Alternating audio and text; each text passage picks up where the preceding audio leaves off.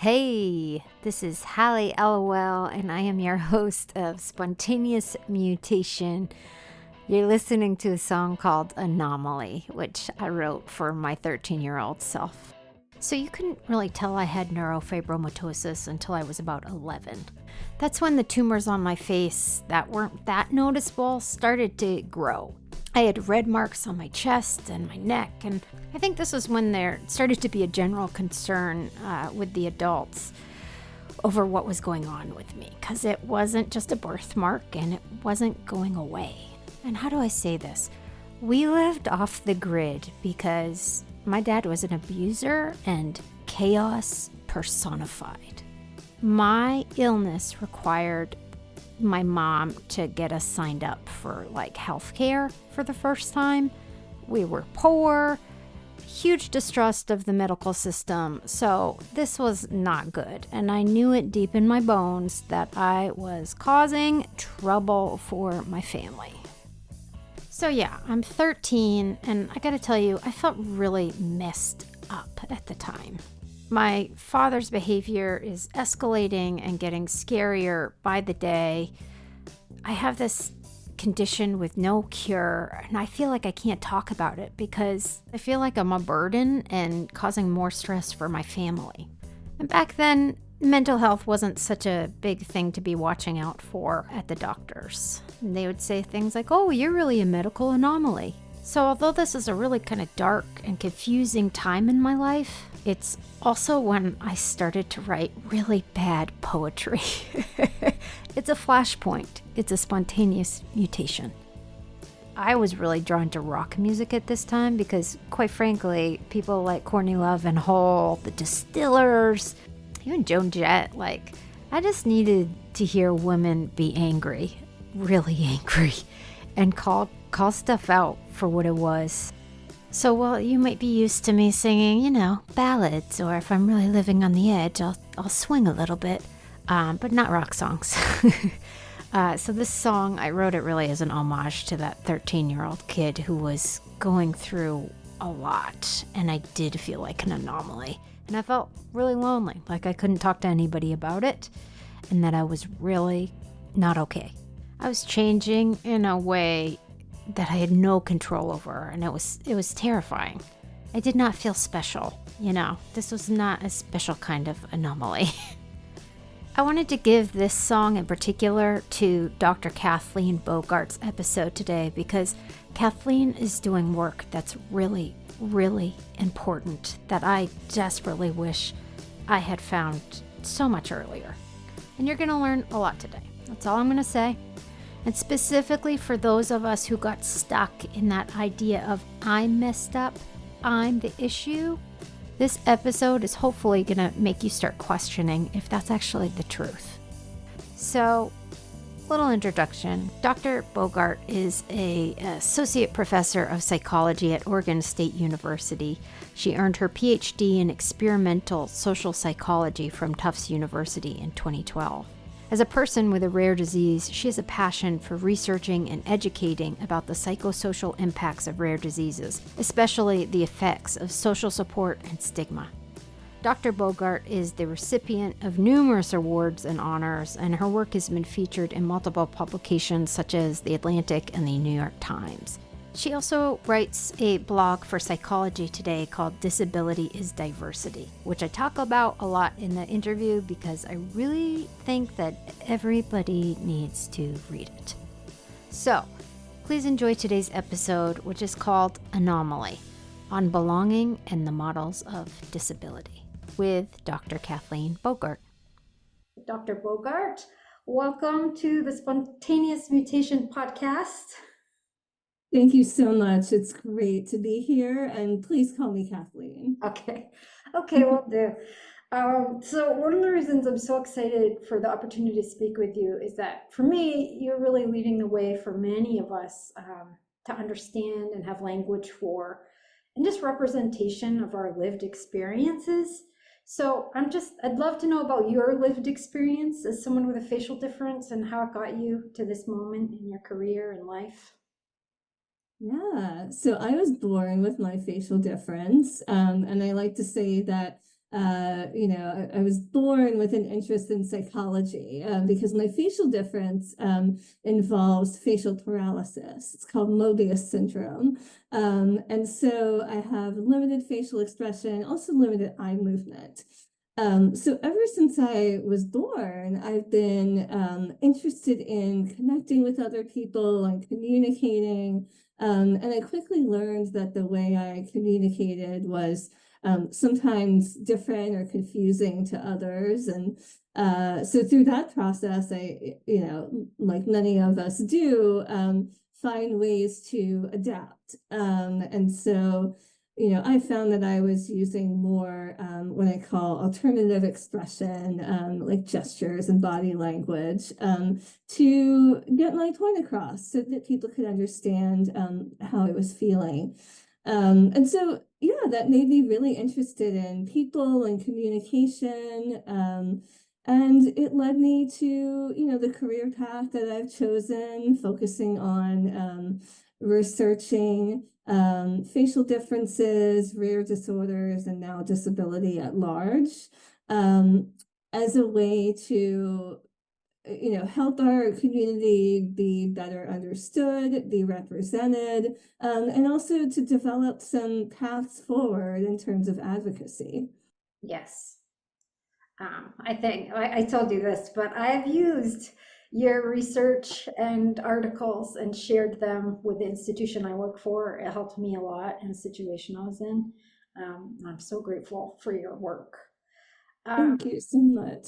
So, one of the biggest like breakthroughs I had in kind of understanding and I think integrating like my facial difference and my experience was understanding the different models of disability. And I'm wondering if you could share with us kind of the background of that and the major models that we all kind of probably live in and have a lens that we look at the world through without even realizing it. Yeah. So there are many different models of disability, and kind of to simplify things, we often talk about three major kinds. So models of disability, as you alluded to, are kind of the underlying assumptions or philosophy we have about the cause, nature, and action needed towards disability. And the thing is, we really don't know that we have these models, but I bet you that we all have some combination of these three. So the first and the oldest model is called the moral model of disability. And so this is a belief that disability might be a symbol of or a punishment for sin or wrongdoing or evil, even. As I said, this is the oldest model, but actually, listeners coming from the West might be surprised to hear that this is still the most common model worldwide. And I mentioned the West because we do have a model that's more common nowadays that I'll get to in a second. But I also want to point out that we are not immune to the moral model here, say in America either. And we can see little vestiges of it everywhere. So for example, we often see the villains or bad guys in movies, especially Disney movies, being represented as having disabilities or facial differences. So I think about, Scar from The Lion King is marked, and that's a symbol of evil. And we don't really question that much, but, our young children are, taking in that messaging and maybe getting the idea that disfigurement is a symbol of evil. So moving on to the second model, we have the medical model. And that is the model that is dominant in the Western world, including America. And, this model stems from modern science and medicine, and the kind of overall goal of understanding what is average and what is aberrant. And so it views disability as a pathology, or something that the goal is to cure or normalize as much as possible.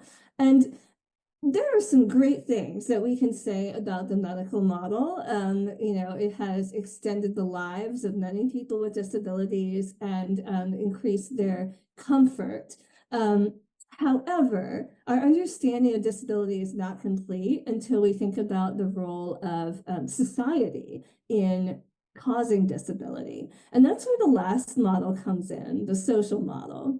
So this model is was kind of put forward by activists and disability scholars. And it says that disability is primarily caused by society and not a problem within the individual.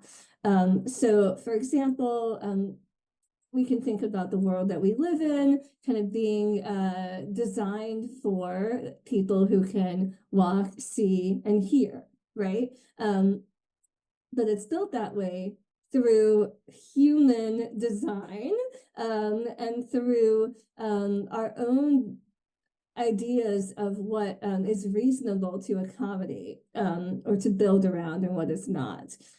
So here, this model tells us that the real way to solve the quote unquote problem of disability is actually to redefine what we think is different, and to make spaces and attitudes more inclusive.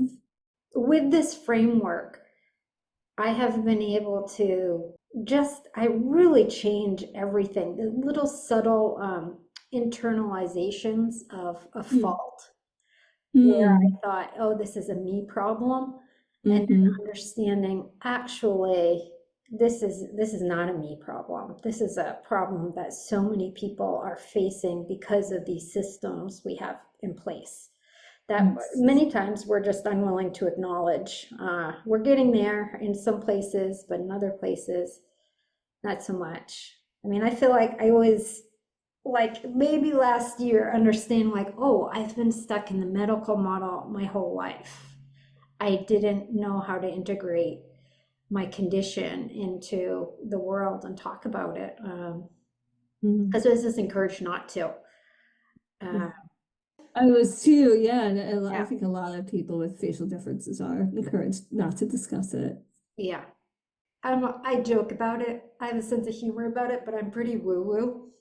And it's been really also funny to see the moral model pop up in the spiritual Mm. community of like, well, it's something that you did definitely, or it's something that one of your ancestors did, and you're being asked to whatever, I don't know, somehow solve this problem. And I'm always looking at how people kind of look at animals in our society and seem to have no issues with that and are very compassionate.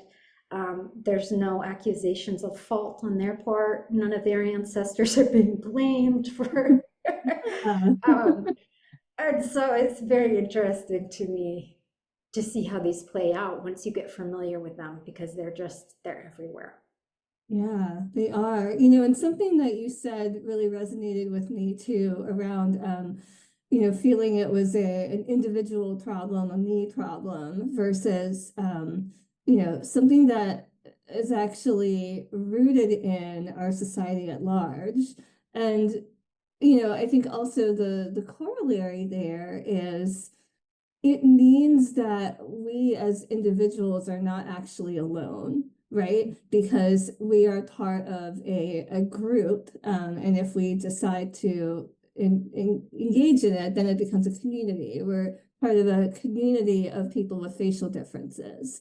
And when I was growing up, I completely thought it was a me problem. My disorder is very rare. It affects 2 to 20 per million people. So I thought, I would never meet anyone else like me, and that no one else would be able to understand. So it was a very, kind of, well, I just have to deal with this on my own. It's my problem, and no one else knows, what to do about it. And then, it wasn't until almost grad school actually that I started to learn a little bit about the social model, and kind of think about how even though I have one specific rare medical diagnosis, I actually share a lot of commonalities with other people with facial differences that have a very different medical condition than me. And then that there are these kind of broader concentric circles of community as well, like the rare disease community, as I mentioned, the facial difference community. And then I started to really identify with the disability community at large as well. And, about a quarter of the adult population in America has a disability. So I went from thinking I was the only person, basically in the world with, this unique experience. And then I started to understand that, I actually share many experiences with a lot of different people in this community. Yeah, that shift really changed things for me. Yeah. I'm just curious how your research has surprised you, what you've learned from it. And in general, I'm just very fascinated by what you do. I mean, that is the fun thing about my job.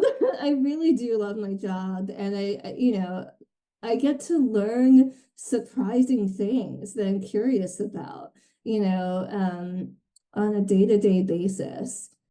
There have been lots of surprises. So one of the first surprises was when I was actually still an undergrad. I was a psychology major and had a vague idea that I wanted to go to grad school, but wasn't really sure, what my focus would be.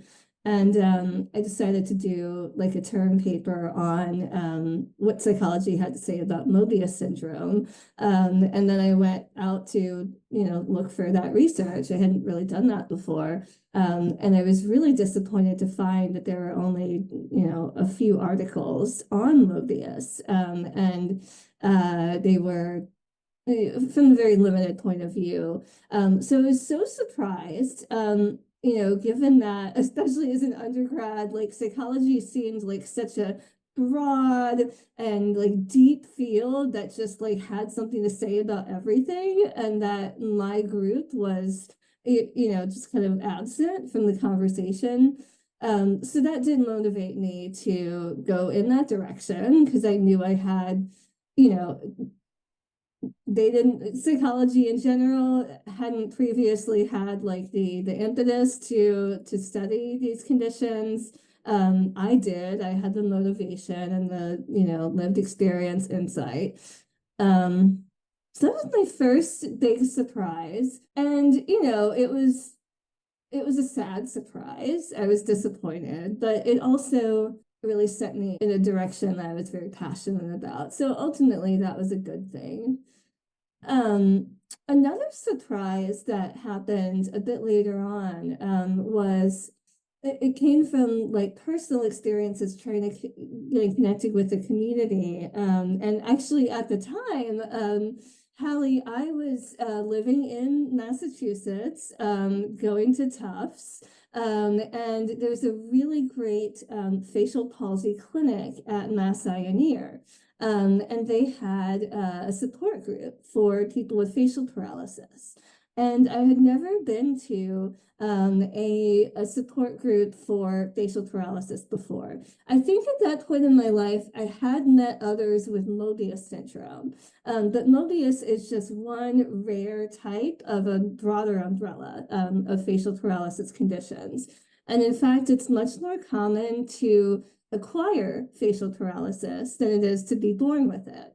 And I, was vaguely aware of this when I showed up to the support group. But I was, quite surprised to find that I was the only one with congenital facial paralysis in the group.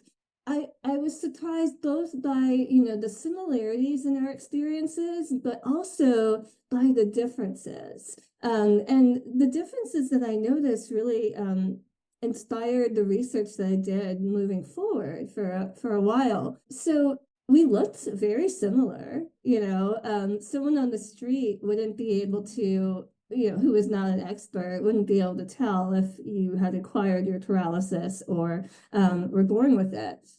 We had some of the same challenges around, say, dry eye, around speech, around keeping our food in our mouths, all of those sorts of things. But the way that the people in the support group talked about it was very different from my experience with it, because I had grown up alongside my disability. And so I had made all these adaptations that I wasn't even consciously aware of. As a child learns to eat, I learned how to eat as well, and I learned how to eat in a way that I kept my head up, looking up, and so that way I was able to eat neatly and not have food fall out of my mouth. But it was never something I even thought of. And then, one person who had recently acquired their facial paralysis was really upset, because one of her favorite things to do in the morning was to eat her breakfast and drink her coffee while kind of bent over a newspaper reading about the day.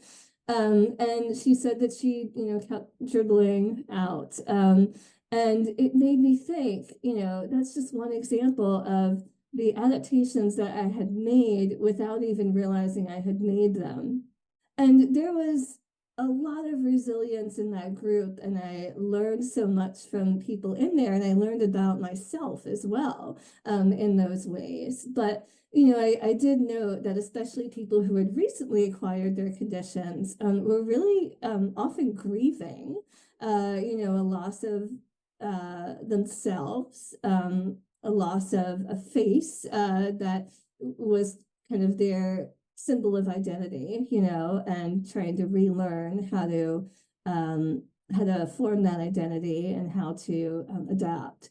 So that was really interesting. It led to a line of research around adaptation towards acquired versus congenital disabilities, and we looked at a variety of types of disabilities. And as I suspected, we did find that people with congenital or early onset disability had stronger disability identity and even disability pride compared to people who had acquired it later. They also had greater self-efficacy around their disability. So just feeling confident that they could manage symptoms or challenges that came up.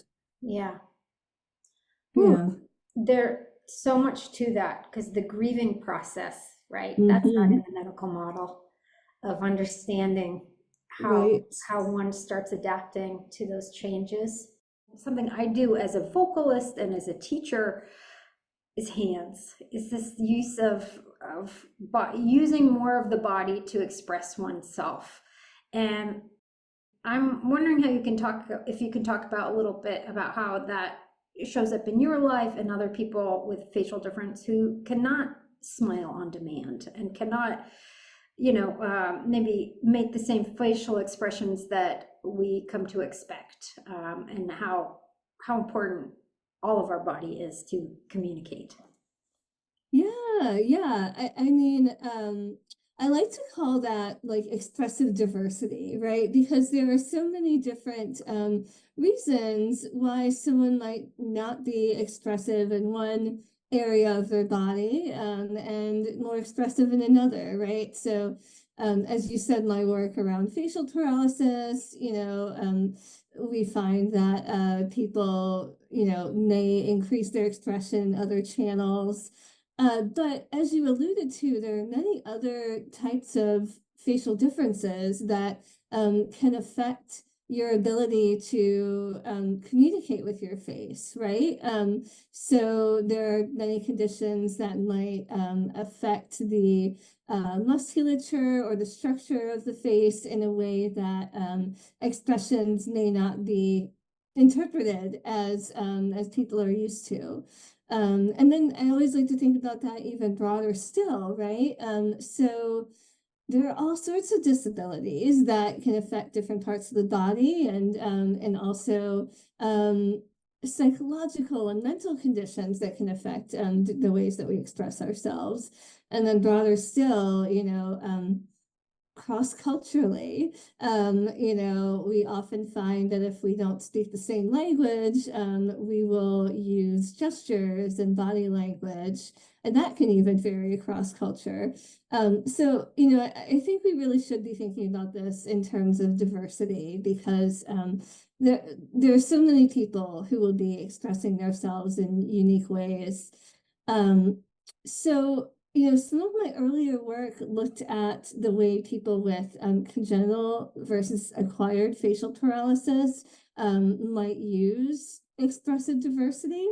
And, as I was alluding to earlier in our conversation, I'm interested in, maybe the differences that arise when you are born with your condition, or you adapt to it later, you acquire it later.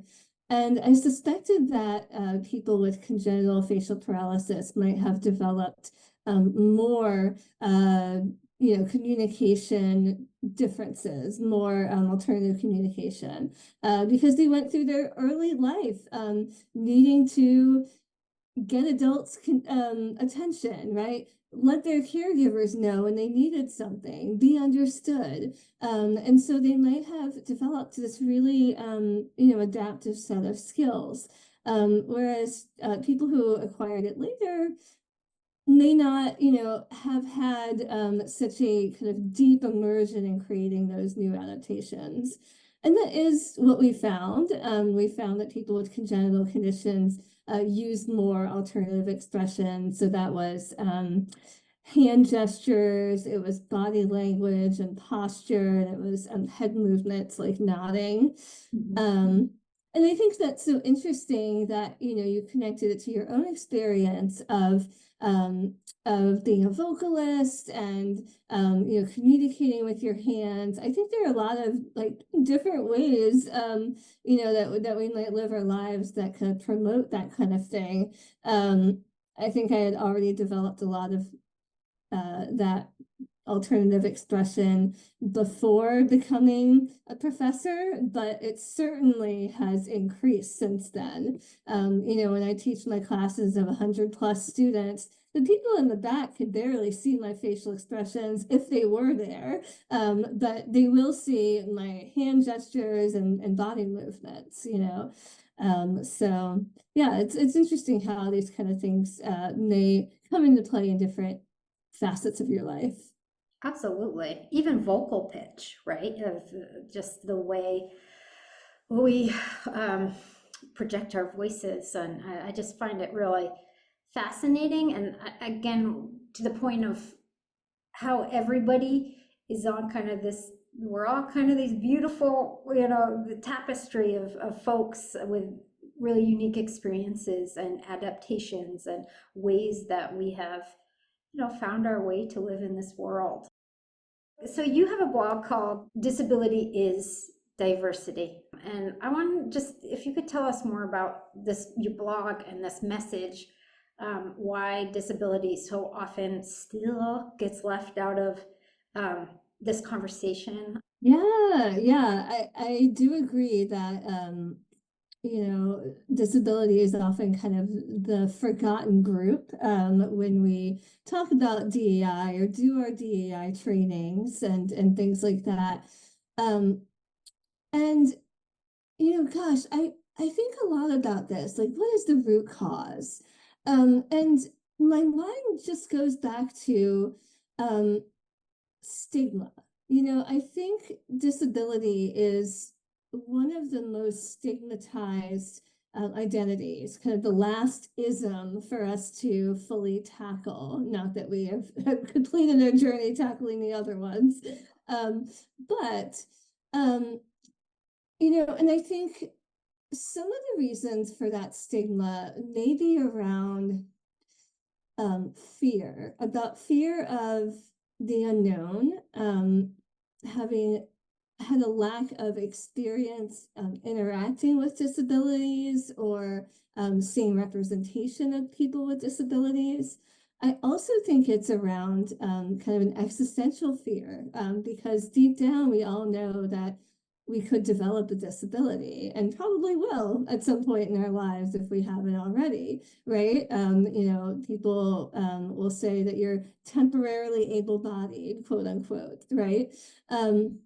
And so, I think that can make people quite uneasy. But as you and I have both been talking about, like, disability or difference is not a bad thing. But we have so little representation that most people haven't been able to kind of wrap their heads around that idea. Kind of practically speaking, I like to look to other communities that are further along in their fight against prejudice. And so I think about the Black civil rights movement, and I think about the LGBTQ civil rights movements. And some remarkable things that they have are like incredible activist communities, and the ability to kind of bring more people into those communities and bring in allies and things like that. And there is a wonderful disability advocacy and activist community as well, but I think it is smaller than these other groups. And I think that some of the reasons for that include the medical model, like we were talking about before. To use my example, I didn't even know that my specific rare diagnosis constituted a disability or could put me into a community until I was like, almost in grad school. And I think so many of us just identify with our specific diagnosis, and think about it as our own individual problem rather than something that, could be advocated for as part of a larger community. And so we don't see those social and structural barriers that are in place, so we don't even think to question them.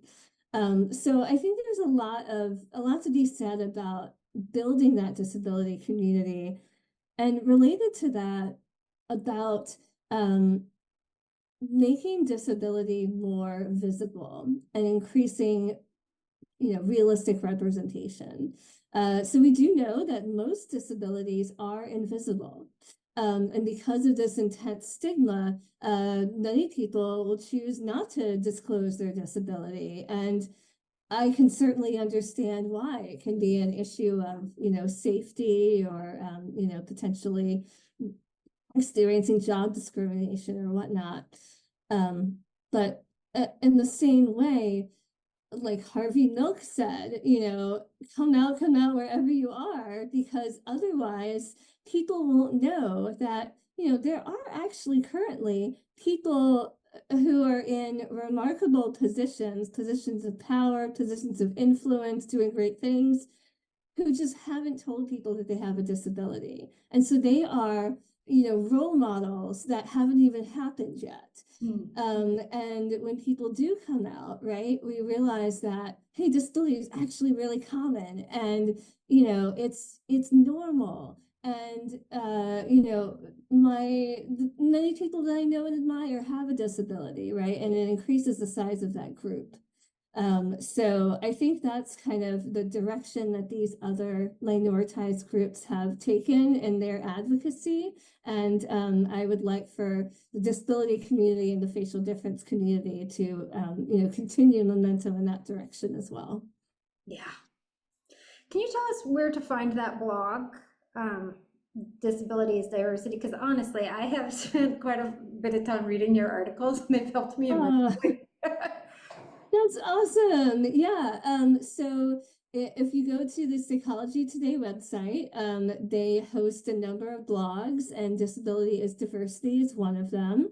And I would honestly say the easiest way to do that is to just Google Disability is Diversity, Psychology Today, or just Google my name, because for whatever reason, that's one of the first hits that comes up. Okay, good SEO.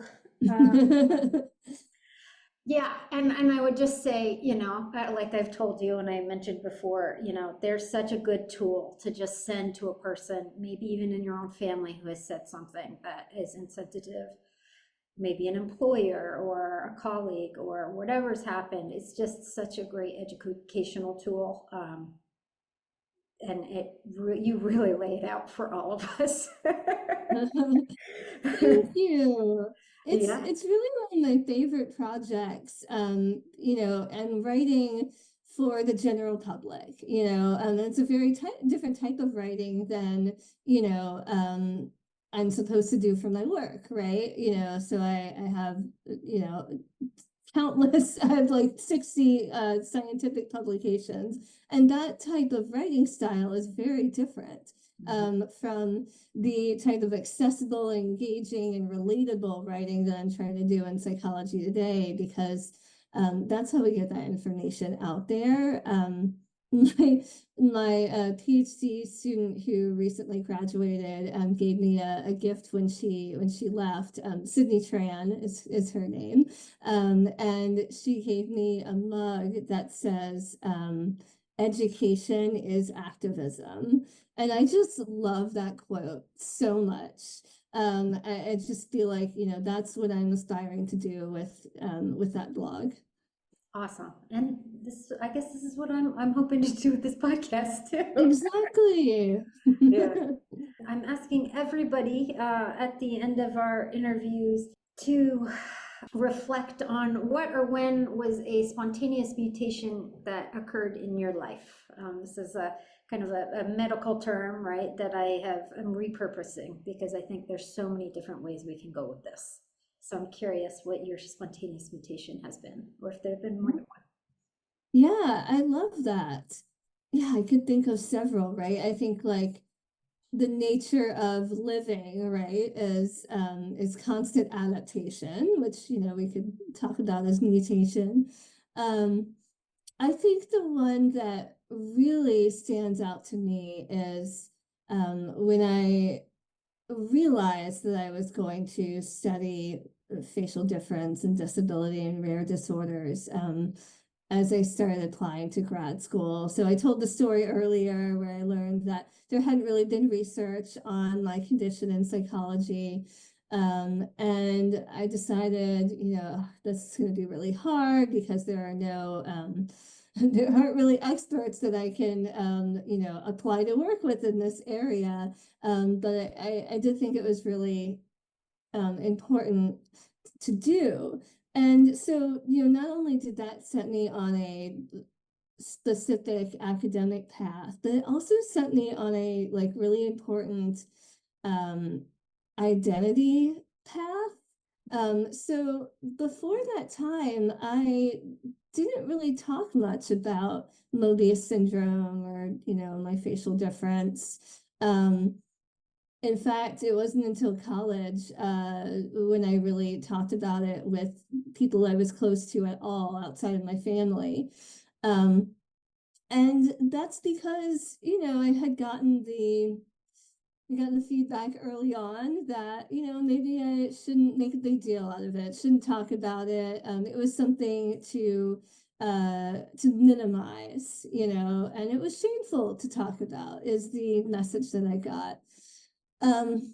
But around that time, kind of like career aspirations melded with my identity, and I went to my very first Moebius Syndrome Foundation conference and met for the first time in my life someone else who had Moebius. In fact, like 100 people who had Moebius. And that was like a week before starting my graduate program. So I think in my head, I was telling myself, oh, doing this is an intellectual activity, but actually it was like the most transformative personal experience. And now, I talk about facial difference and do advocacy all the time. And it's a really important and positive part of my identity. So yeah, that was a really exciting time kind of in my early to mid-20s. That's amazing. Yeah, so much talk about like identity and belonging and just how powerful it is. I think as David Roche says, you start integrating those parts of yourself. That's really amazing. I would actually, I would love to hear what one of your spontaneous mutation moments are. Ooh, oh my goodness. Yeah, turn the Well, tables on you. yeah. There are many, and I really relate with, I didn't meet anyone else with neurofibromatosis till I was 30. I think some of that was intentional on my part. I didn't want to go to the camps because I was getting those messages that like, we don't talk about this. I would say actually even came much later for me to understand and really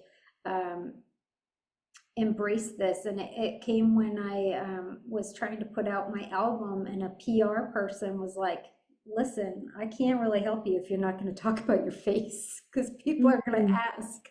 And so it was this moment of like, I talked about it with like friends and family, as you're saying, but what does it mean to truly make this your identity and talk about it proudly?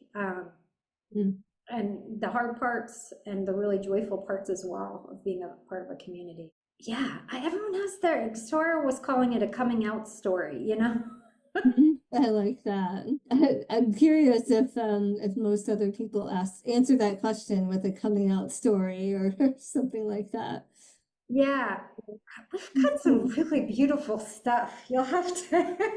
I can't wait to hear it. Yeah, I've been brought to tears more than once because I just think we're getting to the core of something that is so important for humanity, quite frankly. I want to thank you so much for your time today, Kathleen. Absolutely. Yeah, this is a really fun conversation and really excited about your project. That was Dr. Kathleen Bogart teaching us about the models of disability, but also about identity and belonging, finding community, and her points about the different experiences of people with facial differences. Some of us, like me, really didn't have a facial difference, a noticeable one, until I was about 11. And then some people, just got theirs yesterday.